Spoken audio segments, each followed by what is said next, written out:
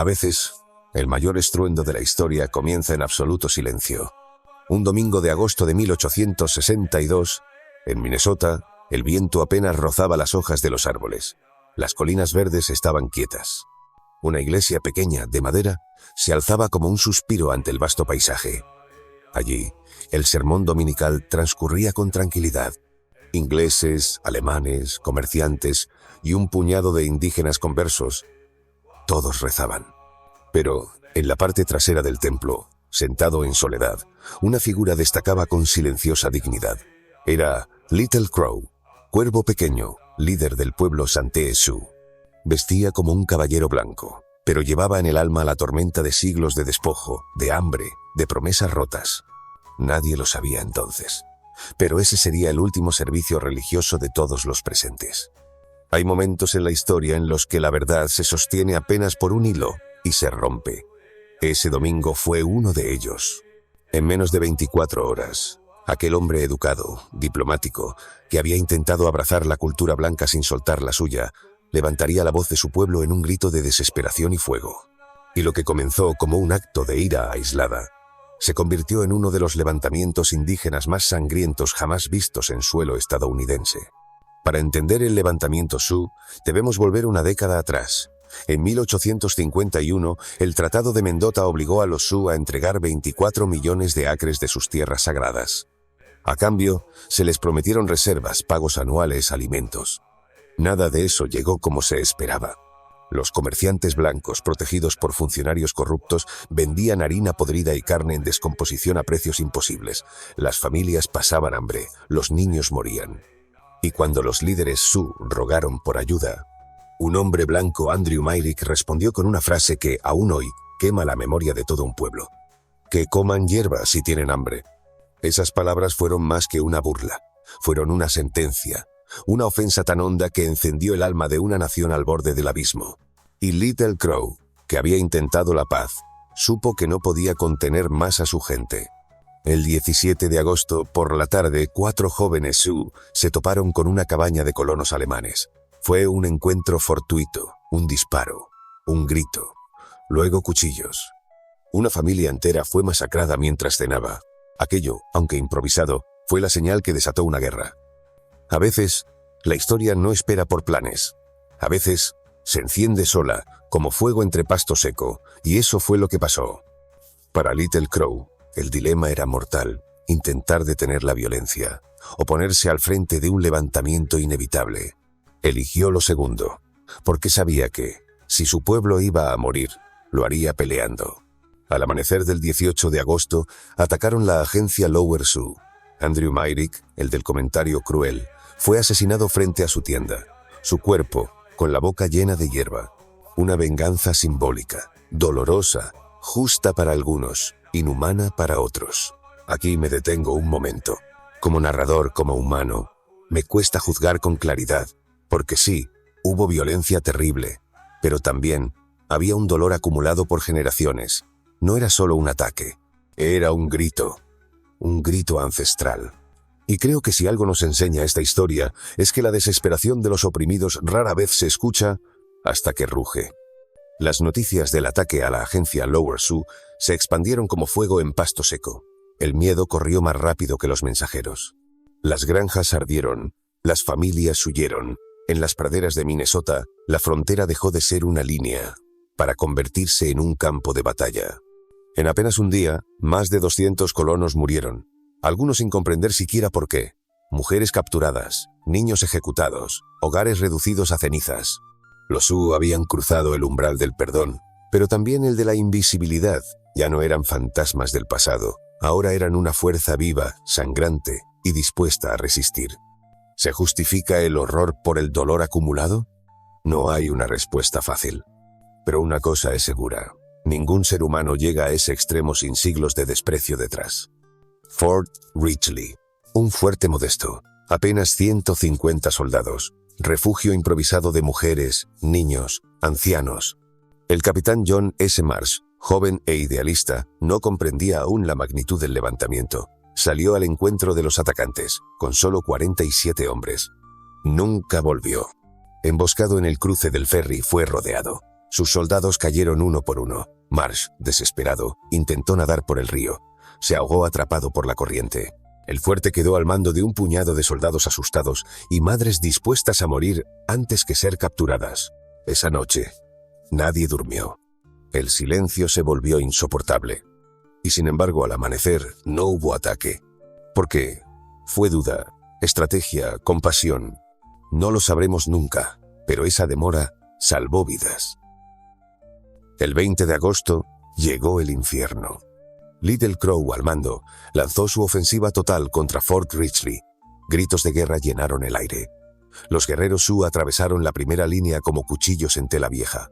Los defensores huían, las mujeres gritaban, los niños lloraban. Y entonces, un héroe improbable se levantó. Sargento Jones, un veterano de artillería olvidado, recordó que el fuerte aún guardaba viejos cañones. Sin experiencia real, entrenó a soldados comunes en medio del caos. Cargaron, dispararon, repitieron. Los Sioux, acostumbrados al fuego de fusil, nunca habían enfrentado artillería.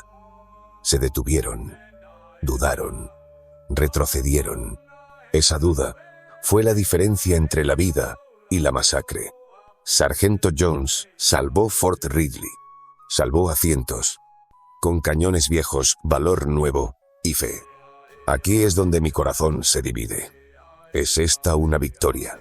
¿O es solo una tregua momentánea entre dos mundos condenados a colisionar? Lo cierto es que, desde ese día, ya nada volvería a ser igual en Minnesota, ni en la historia de Estados Unidos. Mientras Fort Ridgely resistía a duras penas, otro punto ardía en el mapa: New Ulm, un pequeño pueblo fronterizo fundado por inmigrantes alemanes que solo querían cultivar la tierra y vivir en paz. Pero la paz ya no era una opción. Little Crow, aún herido, dirigió su mirada hacia el pueblo. El 23 de agosto de 1862, 500 guerreros Sioux, cubiertos de pintura de guerra y adornos rituales, emergieron del bosque como una fuerza de la naturaleza. Los colonos, apenas 250 hombres armados con más miedo que entrenamiento, intentaron resistir en campo abierto. Fracasaron. Se replegaron hacia la ciudad. Casas fueron incendiadas. Los Sioux disparaban desde ventanas robadas. New Ulm ardía. Y aún así, resistieron. El juez Charles Flandrau, sin uniforme ni rango militar, tomó el mando. Organizó trincheras. Quemó los edificios periféricos para que no sirvieran de escondite al enemigo. Lucharon calle por calle, con uñas y dientes, con corazones rotos y escopetas viejas. Las llamas iluminaban la noche, pero New Ulm no cayó. Pero ni Ridgely ni New Ulm podían resistir eternamente. La esperanza llegó con nombre propio: Henry Hastings Sibley. Veterano, políglota, excomerciante de pieles, conocedor de la cultura dakota. Un hombre entre dos mundos. En 4 días, reclutó a 1.4 voluntarios. Hombres sin experiencia, sin disciplina, pero con algo más importante: voluntad. Sibley no era un general glorioso, era un pragmático. Sabía que no podía lanzar a estos hombres al matadero, así que los entrenó, los preparó. Les enseñó a sobrevivir. Mientras tanto, los cuerpos seguían apareciendo en los caminos rurales. Madres con sus hijos, granjeros en sus campos, pioneros con sueños rotos. En septiembre, Sibley finalmente marchó, enterró a los muertos, reagrupó fuerzas y entonces comenzó a buscar el enfrentamiento definitivo. 2 de septiembre. Un destacamento de 200 soldados bajo el mando del mayor J.R. Brown acampa cerca de un barranco llamado Birch Coulee. No sabían que Little Crow los observaba desde el bosque. No sabían que el infierno estaba a un suspiro de distancia. Al amanecer, el suelo tembló con una andanada de disparos. Los caballos cayeron en estampida. Los hombres se refugiaron tras carretas. Murieron por docenas. El coronel Sibley escuchó los disparos. A kilómetros de distancia, corrió hacia la batalla con refuerzos. Llegó justo a tiempo. Los Sioux se retiraron. Pero el precio fue brutal: 24 muertos, 67 heridos. El 45% de la fuerza original. Para los Sioux, fue una victoria táctica. Para Sibley, una lección sangrienta. Yo leo esta historia y siento un nudo en el pecho.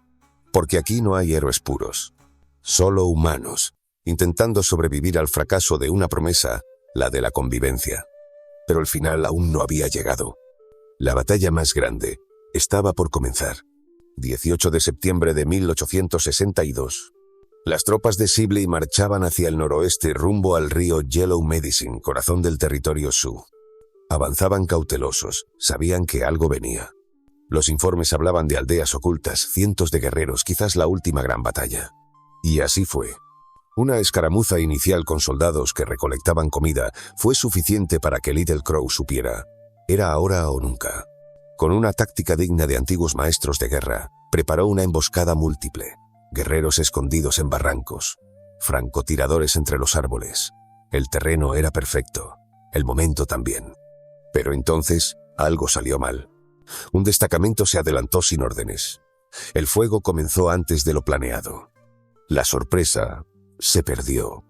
Y los soldados de Sibley, ya prevenidos por Birch Coulee, respondieron con disciplina inédita.